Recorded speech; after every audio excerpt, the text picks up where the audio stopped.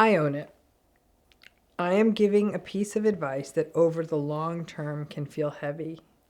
And yet this piece of advice is a central part of navigating narcissistic relationships if we can't or we aren't going to leave. In its simplest form, it is have realistic expectations. And this is sort of the translation of radical acceptance into practice. The idea of radical acceptance, that this really is what it is, that the behaviors we are experiencing in this relationship are not going to change. And there is no amount of communication, clarity, nothing we can do to change that. We can intellectually get there pretty quickly. But when this really translates into practice, and forgive my language, it's fucked up. Narcissistic people are always entitled, selfish, arrogant, empathic only when it serves them. I'm not sure that is empathy, manipulative, always. And on a day when it seems they are not, it's those lucky days when your interest and theirs are aligned and they don't have something that they deem better to do. That's it. It's that full stop. It's really no more complicated than that. Because when we take on and understand the most basic elements of radical acceptance, it means that, number one, we cannot count on the narcissistic person for anything. Now, yes, fortuitously, they may sometimes come through for us, but we cannot plan something significant around them. When they do come through, it's luck. Luck is a hard way to plan a life. Number two, we do need to ensure we have a plan for everything ourselves. I do think that this is why so many people who have been through narcissistic relationships have difficulty with delegation. A narcissistic person I know called me a control freak a few months ago. And I always actually do want to hear feedback so I can be better. So I sat with that because it didn't fit. But actually, in this case, their point was well taken. I am sort of obsessive in needing to know all the little details and sometimes doing dumb things that are a waste of my time and make me inefficient, but which are crucial things that do need to happen. Theoretically, someone else could do them. And it dawned on me, I'm not a control freak. I don't want to be stuck at the last minute without a plan, or at the last minute, the fix may be expensive person. And since narcissistic people like that person and some others in my life, even historically, have actually left me in the lurch after gaslighting me and telling me I was a bundle of nerves because I didn't trust them, and then told me I was making too big a deal out of something when they screwed up, that I need to be on top of everything. That was my takeaway. I don't think I'm a control freak. I'm sure there's people who will disagree. I am a person who has made the mistake of relying on the wrong people or narcissistic people, and those errors were very, very costly in my life. So I don't want them to happen again. But I recognize, though, that means that we can look like a mix of people who have avoidant attachments, who won't delegate, who look like we need to be in control, when in fact the reality is that if we are in these relationships, we do need to plan on doing everything ourselves. If every so often the narcissistic people step in and do it, then great. We have 2 desserts at the potluck. But to be in one of these relationships means having a plan A, B, C, and D. Number 3 is that communication does not work. I am the person who sends text, emails, puts Post-its in prominent places, makes calls to ensure that a plan I put into place is in place. And with narcissistic people, that still does not work. They will get mad at you for being so, not just for being thorough, but for bothering them and not trusting them. But if it doesn't matter to them, they won't attend to it. They will ignore your texts, they will ignore your messages, And then the thing that needs to happen doesn't happen. So the one tool that you need to make it known, the reminders, well, you've lost that tool. So in essence, once again, your life boils down to luck. Oh, they went to the grocery store. What luck? They picked me up at the right time. That's lucky. They bought me a sandwich and coffee when they got one, and I just happened to want that. What luck? Number 4, and here's the doozy, there's no way to fix this. None. If you push any of this too hard, your reminders and all of that, then you're the one who's being difficult. If you figure out your own solution, then you're being passive aggressive. It's the eternal catch-22, and it breaks our spirit. But what this does is it sets us up to expect disappointment. Because the fact is, one person cannot do everything alone, especially when life is complex. Kids, busy jobs, travel, households to run, other people or pets to care for. Heaven knows that people who have a history of or who are currently in narcissistic relationships try to do it all, coordinate it all alone, but it takes a toll and people burn out and get exhausted. However, disappointment is a different beast because you are in the same family, the same household, you work with them, you travel with them, you believe them when they tell you that they're going to do something. You may even ask and double check more times than is normal because they have dropped the ball in the past. Realistic expectations. And then you are criticized or dinged as being demanding or difficult or asking too much or being obsessive or just a general pain in the ass. So you make the leap of faith and you trust them. And if you are lucky, it works out. And if it doesn't, many disappointed people in narcissistic relationships blame themselves. Oh, I should have known they wouldn't do it. I'm the dumb one. But they said they would do it. You double checked and they said they would do it. And then, because narcissistic people are distracted solely by what matters to them, they don't do it. And they will either gaslight you or give you a hollow apology. To me, a disappointment in one of these relationships is a double whammy. You may be painted into a corner where you can't do it all, and you may have to split tasks across people, including the narcissistic person. You do everything in your power to make sure it works out, and then when it fails, you are left with a problem that may not be able to be fixed at the last minute, or it'll be very expensive to fix. They may put you in an unsafe position, or they may disappoint lots of other people, and you can't communicate about it with them, and there will be no accountability. Remember, there is also that interesting twist here that narcissistic people think they are very competent in all areas of their lives. And while some can be on matters that matter to them, when they do something that is a bit of a fail, while they do rage at you, remember they're raging because of some level of shame that they're a screw up, and then may even say to you, well, you ask too much of me. Folks, we are always going to be blamed in these relationships. More radical acceptance.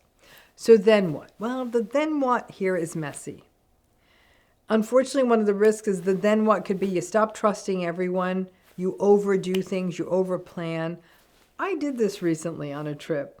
I was working with someone who actually is very conscientious and responsible and does what she says. But I have had an unfortunate track record of having to rely on narcissistic people or people who just don't follow through. So I double checked to such a level that this poor woman had thought I had gone off the edge. And at one point, one of the details required a little bit of a leap of faith. She gave me her promise in writing. I made my poor team call other people to get their promises too, but those other people just couldn't give the promise the way we need the guarantee to be given. And so I looked at a member of my team and I said, I guess it's just a leap of faith for me. I traveled to the place, and what do you know? Everything went seamlessly. All of her guarantees came through. I actually looked surprised at the people who did everything in the way they were supposed to. When they gave me my room key, I said, oh, wow, yeah, thanks. And the man looked at me and said, is everything okay, ma'am? And I said, yep. But I was still waiting for someone to jump out and say, psych, give us back the key and sleep in the lobby. The accumulated disappointments I had experienced, I have to say, meant that trusting anyone to get things done has become very hard for me. And I got to tell you, I waste time and money and other people's time double checking and over planning and trying to do things myself. This is very real, and I'm describing something that countless survivors will resonate with. The challenging thing about narcissistic disappointment is that we cannot do anything to stop it from happening, because they will often say when something needs to be done, they will say, I got it, in their stupid, grandiose way. But the most challenging thing is that the disappointment in these relationships is inconsistent. It's that old trauma bonded dynamic again. Sometimes they do what they're going to say. Sometimes they do what they say they're going to do. Sometimes they do it with no reminder at all. The thing gets done, and if that happens a couple of times in a row, you start to relax. And then, bam, the disappointment comes, and you double down, and you over-communicate, and the whole cycle starts again, and you blame yourself for your disappointment by someone else. Over enough years of this disappointment cycle, we may observe exhaustion, helplessness, lots of wasted time, lots of wasted money and other resources, as you, as the person in the narcissistic relationship, literally does everything yourself. Because while doing everything is exhausting, it is not nearly as exhausting as not just the psychological and emotional exhaustion of the disappointment, but the challenge of having to come up with last-minute solutions all the time. Because if we truly have realistic expectations, if we truly radically accept, we have to plan for disappointment, and that's not easy. I suppose we do some of this in our lives. We get a tent in case it rains during an outdoor event. We book enough time between flight connections in case we get delayed. We leave hours earlier than we may need to for an important appointment that we simply cannot be late to. But it feels different when it's these sort of so-called force majeure, or acts of God, the weather, a broken down airplane, traffic. That doesn't feel personal. It's a pain, but it's not personal. But to have this same mindset where other people are concerned feels different. And it makes us feel like the bad person in the relationship. When we take matters into our own hands, we feel like the one, or we're told we're the one who's holding a grudge, being difficult, being passive-aggressive, or punishing them. But when we are prepared for disappointment, or better yet, we don't set ourselves up for it, that's a different psychology. It's more helpful to know that the person is going to blow you off at the train station and ignore your text messages about your arrival time, so you can be prepared and budget for the taxi or the Uber, or even set up another ride. That way, when you walk out of the station, you know the plan. The thing that tosses you is when you gear yourself up for a plan and it's completely thrown asunder, no matter how much you prepared, because of the carelessness of the narcissistic person. The narcissistic folks, though, are grandiose enough to want to be viewed as the oh-so-helpful ones, but then not do it if it doesn't work for them. They continue to maintain their grandiose narrative of themselves as helpful, and will paint us as whiny, complaining, demanding, and difficult when we draw attention to their disappointing behavior. A narcissistic relationship is merely an accumulation of disappointment, and no, we never get used to it. And in some ways, the advice of this video, which is basically plan for disappointment, well, that's a bit of a trick on my part, because once you really start planning for disappointment, you really do realize that the entire relationship is just an accumulation of disappointment. You will interact with it differently. The accumulated disappointment magnifies the grief and opens the curtain, so you really look at it in a way that you don't want to. Adjusting to disappointment isn't about saying the sun will never come out again, but to say the sun isn't going to come out here, or at least not when I'm hoping it will. It's also about lifting the shade on the gaslighting, that you are the one being demanding or difficult or petty or grudgy if you do start taking things into your own hand and taking care of stuff the way you need. You aren't. The highest advanced level of managing disappointment is to not communicate with the narcissistic person about how you are taking care of things yourself. But then, once you do the thing, and it is clear you didn't ask for their help, then they will turn it into, I know what you're doing. You're trying to make me look bad. And you can think to yourself, no, honey, you are doing a perfectly fine job of that yourself. But there's no point in saying any of that out loud.